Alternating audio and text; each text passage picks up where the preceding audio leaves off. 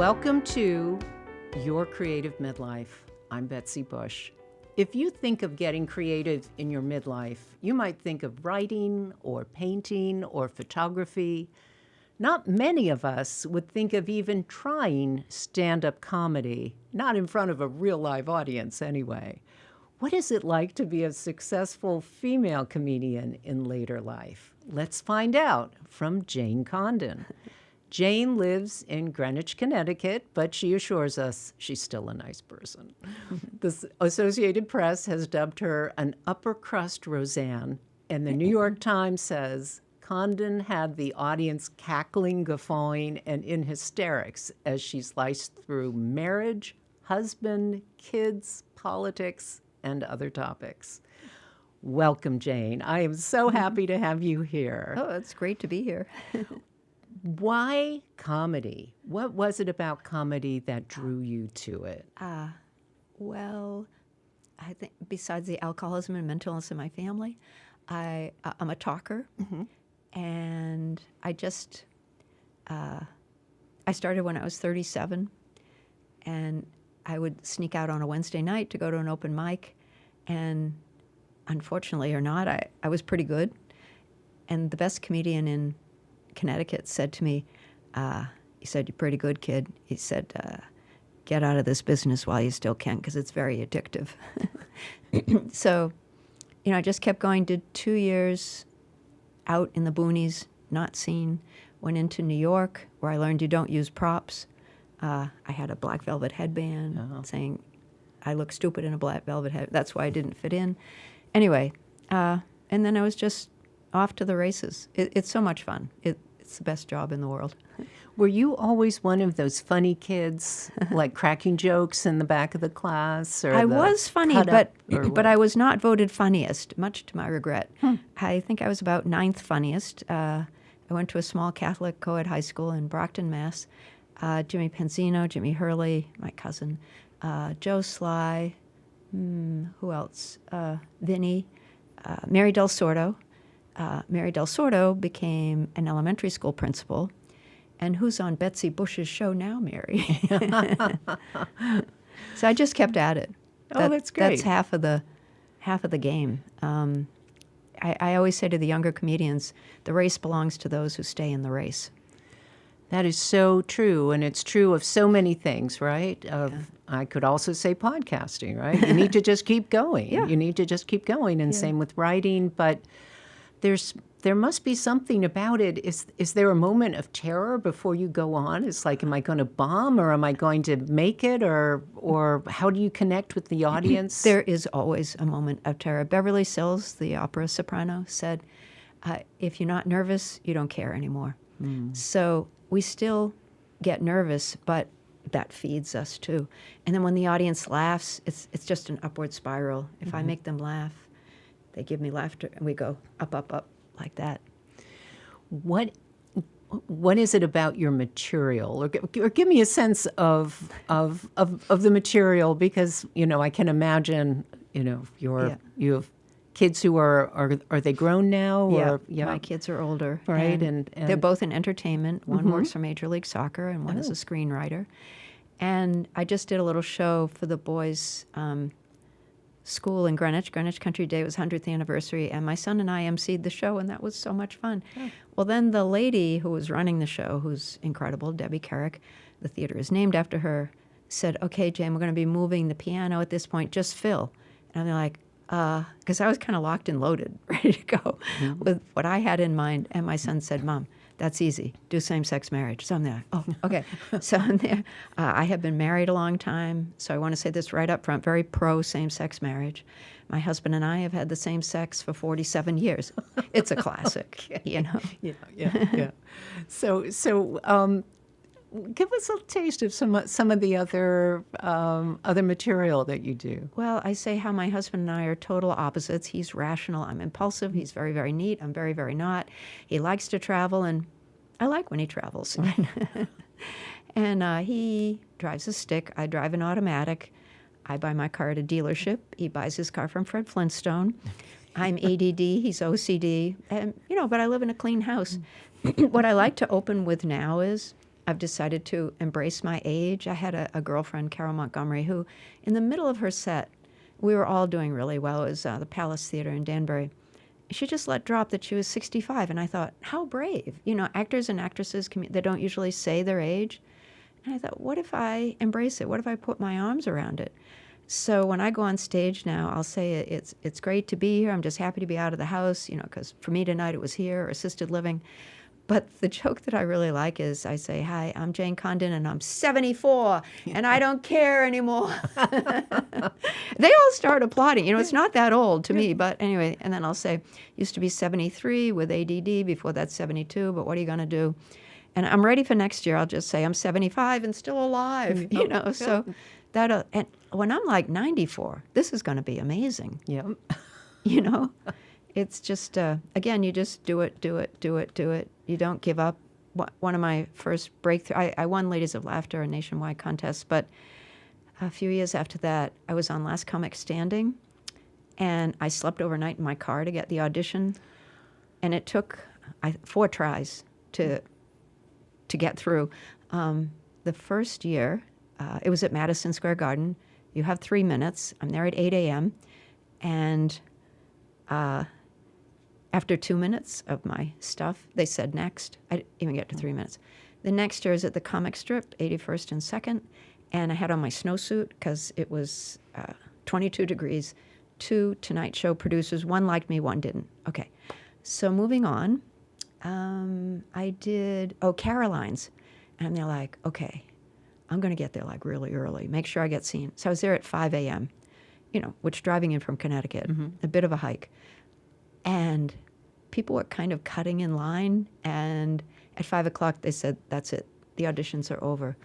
And they're like, okay, next year when this happens again, I'm definitely getting seen. And so I went the night before. Someone said for the Wednesday open call, they're already lining up on Tuesday. A girlfriend of mine, it's important to have friends in the business, and I threw my sleeping bag in the back. I wrote my husband a note. He was out of town. I was unsupervised. And I got there at 7. I was 56th in line. This is the night before. Oh.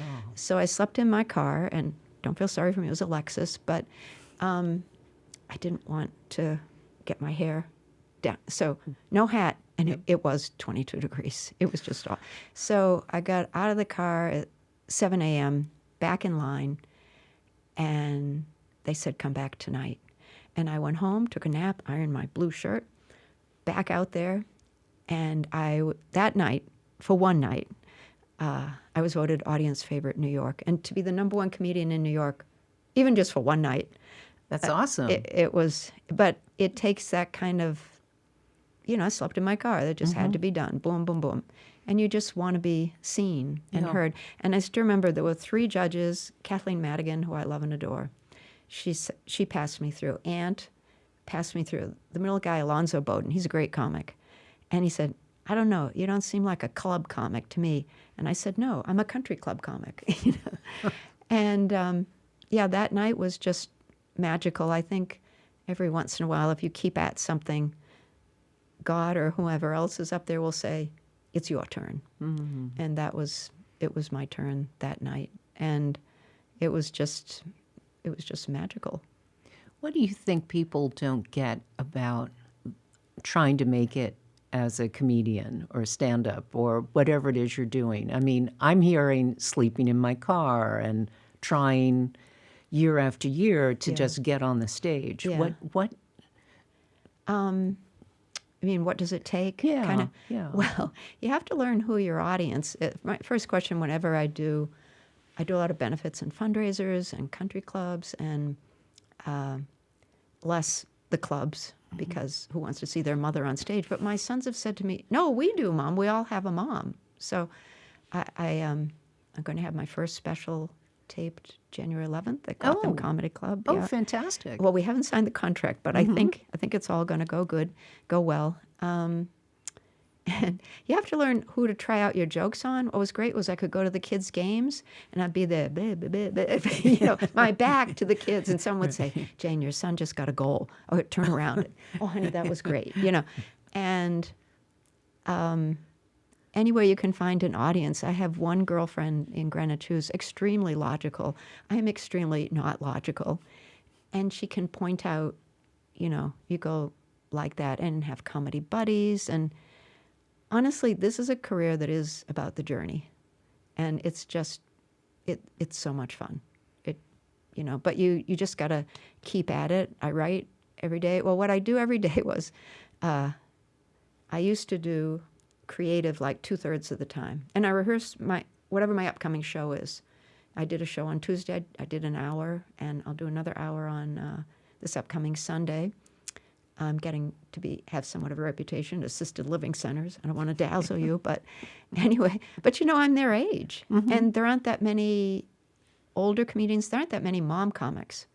So I'm very busy over Mother's Day. It sounds like you're developing a real niche. Yeah. Yeah. And, you always try to find the universals, mm-hmm. but, I can speak well to older people because I am one of them. I mean, I like to think I'm still a 14-year-old, but with a few medical issues. But are you, you also have shared cultural touchstones and things like that, like you can throw out. Oh, yeah. I don't know, an advertising logo from ages ago, and everyone will get it, right? Well, I wish I should do that. Yeah. What I do is I talk a lot about my kids. I say I have 2 boys, otherwise everything's fine. And anyone with kids identifies with that it's not perfect. I learned years ago that flaws can be my friend. If I show that I have problems, everybody's got some problems, And my job, I MC a New Year's Eve show every year in Charleston, South Carolina. It's called Renaissance Weekend. And Barbara Mikulski was there. And I never really knew why I did it. I just wanted to be on stage, probably because I needed attention, and I'm the youngest. But Barbara Mikulski said to my husband after the show, she said, "Are you married to that woman?" And he said, "Yes." And she said, "May the force be with you." I thought that was very cute. And Bill Clinton, who was president then, came up and said, "You're really funny, Janie." And then this woman came up, Carol Schwartz, social worker in Brookline, Mass. And I knew her son, her 42-year-old son, just been diagnosed with lung cancer. I lost my dad when I was 15, almost 16. My mother got lung cancer later. And she said, "You know what, Jane?" She said, "You're very funny, and you make us forget for half an hour." And I just went, "Thank you. That's why I do it." I didn't know. We had, various problems growing up. I was raised in love, but chaos. And my job was always, but look over here, mm-hmm. Yeah. Yeah, providing that distraction, that respite. Yeah, yeah. I always say, if you go on an elevator ride with me, you're going to come off the elevator ride with a smile on your face because I'm going to say something. It's just, I am a talker, too. I just like my Irish grandmother. Yeah. Tell me about your childhood. You were the youngest of how many? 4. 4. Youngest of 4, a brother, 2 sisters. The first sister is actually funnier than I am, and her daughter is funnier than I am, but then I'm the one who got up on stage and said, "Let's go." Do you still steal their material? Or no, not yet. No, I would if. I always ask people if I hear something. I honestly don't even know where my material comes from. The best thing I can do is live my life. And we lived in Japan for 5 years, so I have a bit about giving birth in Japan and how, they don't make any noise. They don't even call it Lamaze. They just do it, no drugs. I said, I did it. What a crock, And I'm screaming at they're there, and I'm screaming at the top of my lungs. But I never know where it's coming from. Things will incubate sometimes over the years. Mm-hmm. And I'm just going back to doing something about Christmas pageants. You should always keep a treasure chest of everything you do creatively, because later in life you may know how to say it. Mm-hmm. And now I know how. Now I have my persona. Your persona is probably you plus 10%. Remembering nobody pays to see normal. I can do that. But I would say my persona is an uptight Connecticut mom. Oh, shock and awe. And, you know, But underneath, there's that little subversive something going on, very right? subversive. Yes. Yes. And a friend of mine, a Boston comic, Sue Costello, said to me, Jane, this is your little protest. You know, this is you saying, this is how it is. Maybe it could be different. But when you're ADD, and honestly, I didn't know I was ADD. Everyone always said I was scatterbrained or, you know, I would forget things. And then when one of my sons was being diagnosed and they said all the things, and they're like, oh, that sounds familiar. I wonder where he got that. But they gave me the most material. I did my husband material last because I'd almost passed at the comic strip in New York. And Lucian, who was the owner, then said, he said, Jane, we think you're ready to become a regular. That means you can send in your availabilities. But we're not going to pass you until you start talking about your husband and your act. And I'm there, but Lucian, I want to stay married. So I do kind of anodyne stuff about him now. I say about how he snores. You know, I said, I have been awake since 1978. And it's so bad I've categorized them. Basically, there are three. The first one is the cave, the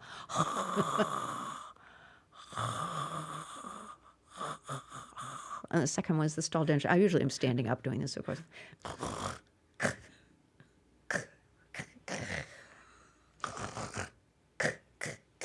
And now, honey, don't die. Who'll do the taxes? And the last one is the after sex snore. It doesn't happen that often. You know? So this could be any husband. You know, It could be any husband. and he's actually great, but he's not one of the people I try out my jokes on. Yeah. He came home from Germany one time, and I was very excited. I was in it about 2 years, and they're like, okay, I got some new stuff, blah, blah, blah, blah, blah. And he was just like, because he was jet lagged. So I'm like, okay, you may not be the perfect audience. My sons, I don't know if other people should do this, but like they pretty much just walk in the house, and I'm there like, how about this? Because they're a very good audience. And sometimes they'll walk in now and just say, Mom, I just need to eat a little dinner, and then we'll do your jokes. And I know it's different for them to have a mom who's a comedian. So when we had a birthday party once, I got all of them to do the Groucho Marx glasses and nose, and I just took a picture of all of them. And like, you know, if your mom's a comedian, it's just going to be a little bit different. But they've given me a lot of lines over the years, and you know, some of them I think of myself, but mostly you write your own material. You shouldn't copy from anybody. But I think family is probably fair game, right? I earned it. Yeah. Yeah. So you've answered a little bit about what your family thinks. I mean, what about kind of, you know, your circle of friends or other people in the community? Or is that like, oh, don't talk around her because you'll end up on stage or something? They say that they don't have to be afraid of that. I remember being so scared when, by the way, I'm originally from Brockton, so I have a Boston accent sometimes. When I'm emotional, it comes up. And I remember when we were doing the interview at the local country club, and my brother-in-law had gotten me aside before the interview, and he said, look, Janie, this means a lot to your husband and the boys, so keep your mouth shut. So now, okay, I can do this. This is the membership interview, is yes, that right? Yes, boy. yes. Okay. You know, they have a cocktail party. It's very, but this is it. This is the interview. And I'm there like, oh gosh, I don't want to screw this up. And this lady just was like right in my face. She said, so Jane, where did you summer as a child? And I had to answer her. She was right in my face. I'm there, how? So I told her, I said, well, we summered where we wintered. We summered on the screen porch. We wintered in the den. Because I do come from this blue-collar town in Massachusetts called Brockton. And it's a tough town, and people get shot in Brockton. And it really is just our way of saying hello. But Greenwich is different.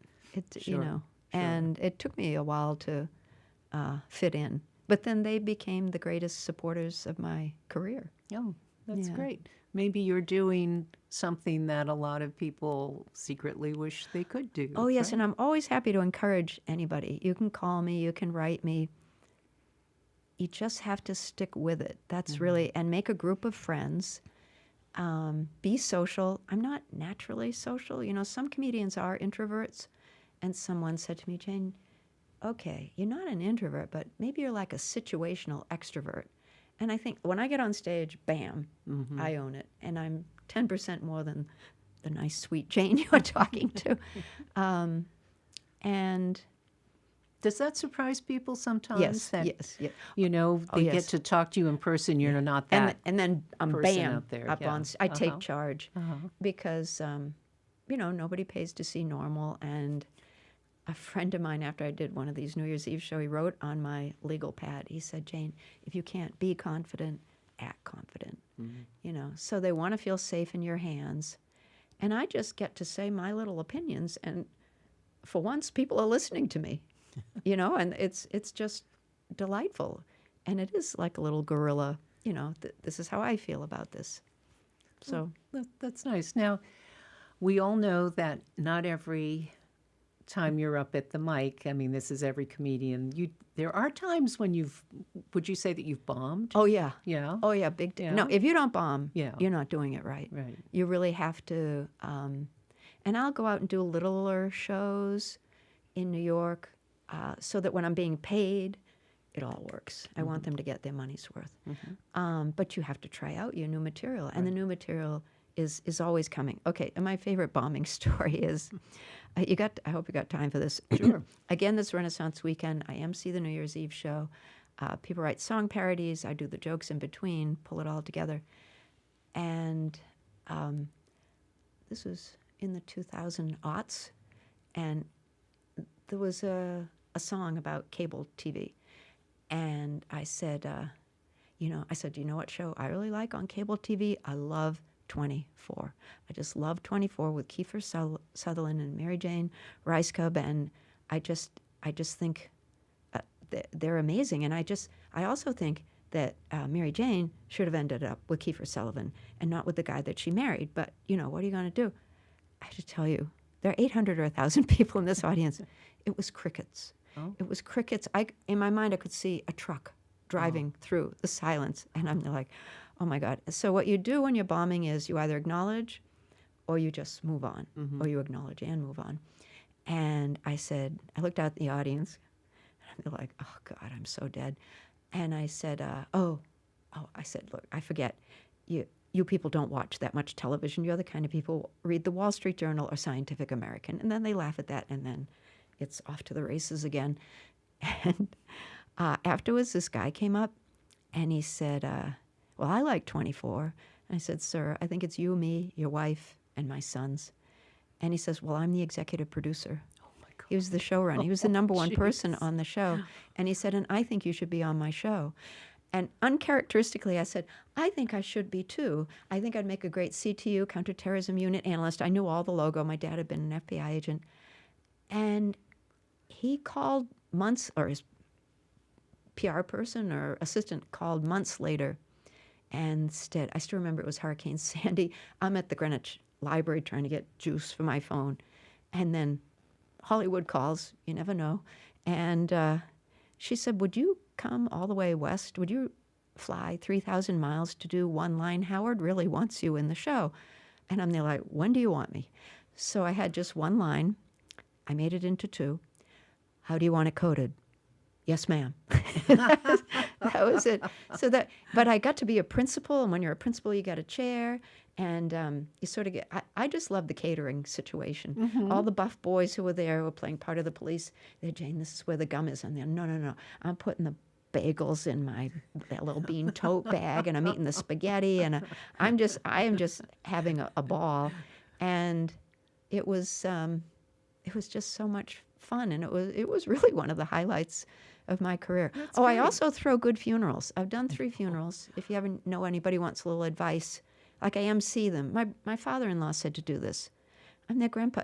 He knew he'd had a quadruple bypass. He knew this was at Christmas. He said, Jane, I'd really like you to MC my funeral. I'm there, Grandpa, I've never done that. I'm not sure I'm the right person. He said, no, I know you can do it. He had a file folder this big with, call this person to sing Handel's Messiah, make sure there are 2 open bars, get all these different things. And then we worked it out that one of the sons would speak at the beginning, one would speak at the end, then like a co-worker, a friend, and then, back to, and then repeat, rinse and repeat. You give everybody 1 to 3 minutes because they'll do 3 to 5 when you say 1 to 3. And just say a nice memory of Grandpa. And it was a great show. And then I did it for my brother-in-law, the one who said, keep your mouth shut. And then we added onto it. You blow up pictures of the person you love. And a Jamaican nurse had said a wonderful tip. She said, remember the good times. So we blew up, he had Parkinson's. It was a long downhill. We blew up, we had his favorite song going when he came in and when people were exiting. And then for my sister, unfortunately, we lost her during the pandemic. We did we gave them a lunch. And I'd said to everybody, I said, do you want a priest or a minister or anything? And they all said, no, just give them a lunch. Okay. So with my sister, not only did we have the intro and outro music, we had all the pictures, all the happy memories. And I'd said to anyone who was coming, if you can think of a story or, a toast. I don't say roast. I don't want anybody to get the wrong idea. We want this to be happy. And all the hospice people came, and it was still during the pandemic, so some people were there in masks, but they came. And the one other thing we did for that was Susie sure had a lot of pocketbooks. So I had a table with her pocketbooks and scarves. And I thought, oh, this could be creepy or it could be wonderful. And I just said, if anybody would like a memento of Susie, please take one on the way out. Oh. And bam, they were gone. So you can be creative within it, but we all know that memorial services are for the people left behind. Sure. It's to help them heal. Sure. Also done some interesting things, like you gave the commencement address at your alma mater, Wellesley College. Yep. What was that like? That's a pretty big thing. It was a big honor. I was doing my one-person show. It got renewed, and then I got offered to do that. And then they're like, oh, when is this ever going to happen again? And Wellesley likes to have graduates. They're modeling, role model behavior for modeling behavior for younger people. And they'd asked the seniors, who do you want to have? And they said, we'd like a writer and a comedian. Well, there aren't that many people who fit both. They should have had Wendy Liebman. She's great. I hope she's in the line to do it. She's tremendously funny. And I remember when I just thought, oh, I have to do this. And so I handed in my script. They wanted to preview the script. Sure. And I said to my husband, I'm so insulted. I'm a cleanish comic. Why? Why would they do this? He said, Jane, they just want to make sure you don't say any swear words. And, this is the audience. So I get there, and there was so many people. It was bigger than I even thought it was. My two best girlfriends came, Leanne and Ann, and my family came, and I knew it was a big deal, but I didn't know it was that big a deal. And I did some little ad libs. I tried to stay to the script, which is hard because you're sort of trained to, if something comes in your head and you trust it, you say it.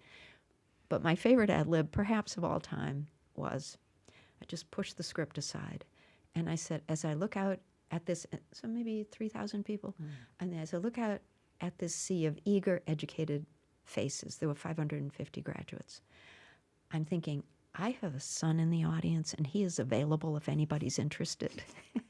And I was really terrible. I'm there, honey. He was at NYU grad acting then. I'm there, honey, could you stand up? And God bless him, all that tuition. He stood up, and he waved, and he's there, call me. It was so sweet. Yeah, but 8 moms called me. Right. But it was a very, very sweet moment, So that was, and I did 2 other ones after that. One I said no to. One was the University of New Haven, and I felt sorry for the kids because the undergraduates, the graduates were getting Governor Malloy, who was a very, people liked him. Okay. People liked him. And then the undergraduates are getting me.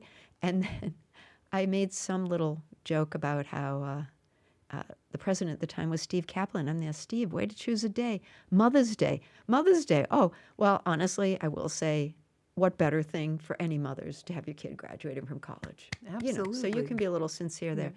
Well, then the next one, word gets out when you're pretty good at this, I guess.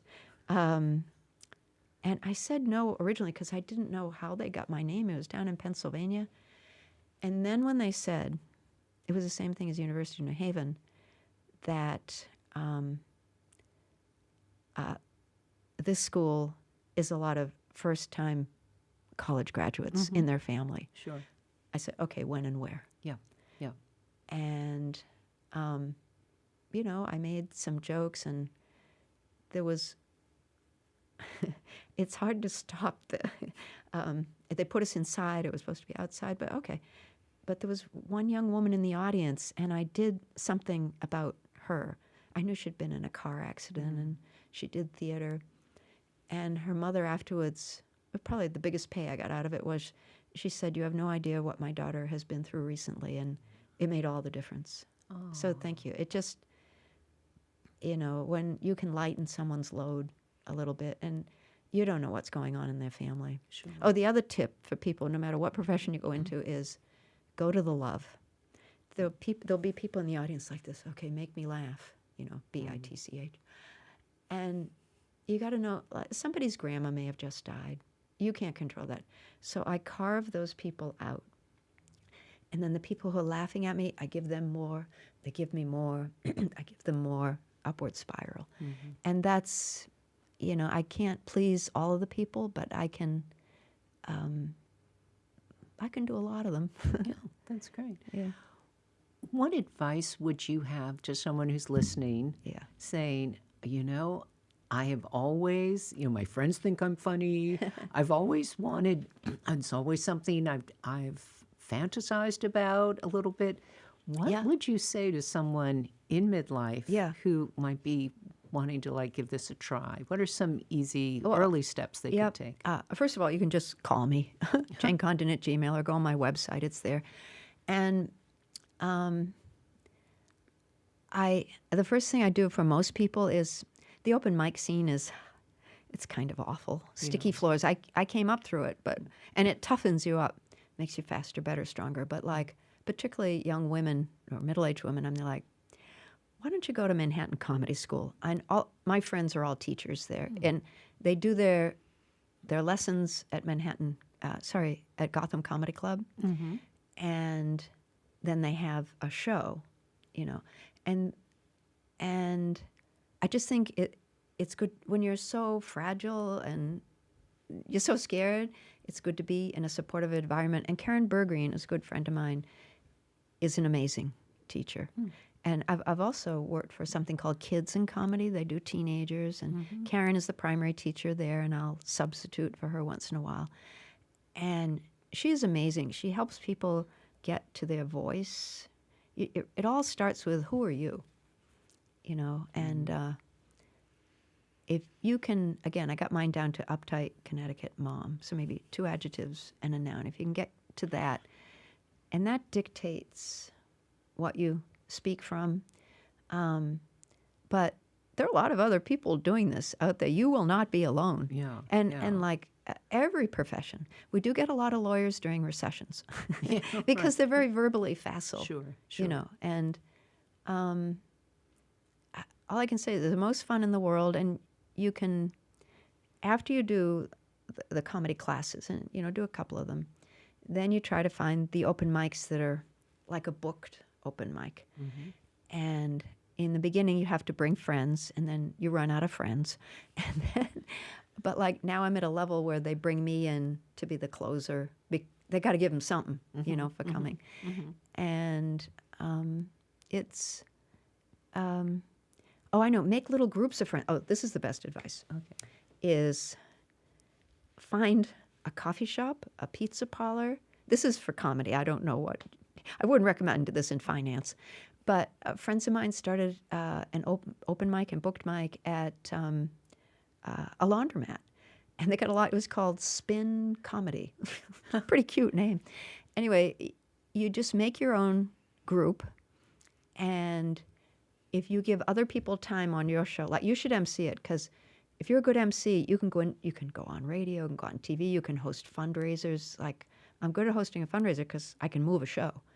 And if all goes south, Right. I got a joke to bring it back up, And anyway, but start your own thing. I did a coffee shop in Greenwich for many years. They wanted me to do it every week. And they're like, how about we settle on once a quarter? Yeah. And at that time, we didn't have the internet, so I'd have to make 10 phone calls, 10 of them doing 10 minutes each. And then I got so I can't do all these phone calls. So I'd have 2 other people would each do 30 minutes, 90-minute show. Nobody, when I was starting out, people could sit for a 2-hour show. Nobody has the attention span anymore. So do a 90-minute show, and then just volunteer to do it like at your PTA or your country club. If it's like at your country club, maybe do 10 of your best minutes and then bring in, call me and tell me what your country club is like. I'll tell you the best comedian in your price range. So I recommend, I've done United Way of Greenwich so many times. Now I just recommend people. I give them like 3 people's names who are clean enough, and then they have fun. They usually it's women on the selection committee, and they have a couple of drinks, and then everyone's laughing, and they said, we want this one. And then because it's me, I can get them a good price, so any place can become a venue. Just find that venue and make friends and be social and help put up other people. Go on your social media and like their stuff. Leave a comment, because we're all in it together. And yet, unlike actors and actresses, I feel like we're not competitive as much because we all have our own lane. Right. Who else is the Greenwich mom? Right. Me. And a friend of mine, who I love dearly, Bonnie Levison, she started doing it, and that's fine because she would even have a different take. Everyone has a different take. Mine is blue collar, origins, the white collar town. Anyway, she started doing it, and then we went to a couple of the Moth story slams in New York. Oh, sure. If you're more of a story person, that's the place to go. Wow. And she has risen in the ranks there. She's doing very well. They send her to Sweden, to corporations, to prisons, to high schools. And I'm so proud of her. She can get a story out of a rock. And I think we all want to tell our own stories, whether it's memoir writing. You just have to sort of find the format that's right for you. A comedy is very condensed. Right. You can take a story and, smush it, and then you can do that. But stories are just nice. It's its own. I think it's easier. It's your own rhythm. Right. And at, the midlife plus years, you have something to say. That, honestly, I always felt that was kind of my superpower, besides being ADD, because when you're ADD, you can hyper-focus, and so when I tune in on something. But yes, I didn't start till I was 37, and my family was a bit baffled, my mom particularly, because we're all like lawyers and teachers. Just that I'd been a journalist for Fortune and Life and written a book about Japanese women was surprising to them. They're like, why? And I said, I don't know, but let me just play it out, And thank God my husband didn't say no, and I let him do what he wants. He lets me do what I want. And it just kept growing. And you know what? Even if your local library you can do, there are lots of places. And if you bring comedy to them, if I bring it to Greenwich or like anywhere in Fairfield County or Westchester County, particularly for younger people in their child-rearing years, if they came into New York, they have to get a babysitter, they have to take the train or the car, they'd have to find parking, they got to be home when the babysitter. It's a schmagegi. Do it locally, and people will be so grateful. Oh, my YWCA was very encouraging to me. Like right off the bat, they gave me 3 shows. Now, who's going to always help them? Sure. You remember who helped you on the way up, and right. they're just, it's anyway. Oh, that's so wonderful, Jane. Before we close out, I want you to let people know how they can find you. I think you have an Instagram account. I'd love and if stuff people like that. followed me on Instagram. I have a lot of reels. You can see my comedy. I'm at jcondon4. That's JCONDON 4. Facebook, I've maxed out. I do occasionally on TikTok, but you only have a limited number of times. So I'll do some promo, but then I'll give them a gift of a video from a recent show. And I really got to move on to YouTube. And I think I'll be putting my comedy special up there. Great. So you can find me all those places, and, I'd be grateful. And I like to talk to people and encourage people, particularly women who are trying to find a path, because we need more of you. Jane, thanks for joining me on Your Creative Midlife. Thank you. Thanks so much for tuning in to Your Creative Midlife. I'd love to know if you're doing something creative in your midlife. Please reach out to me at yourcreativemidlife.com. And if you liked us, please give us a thumbs up and leave a review. Thanks again. I'm Betsy Bush.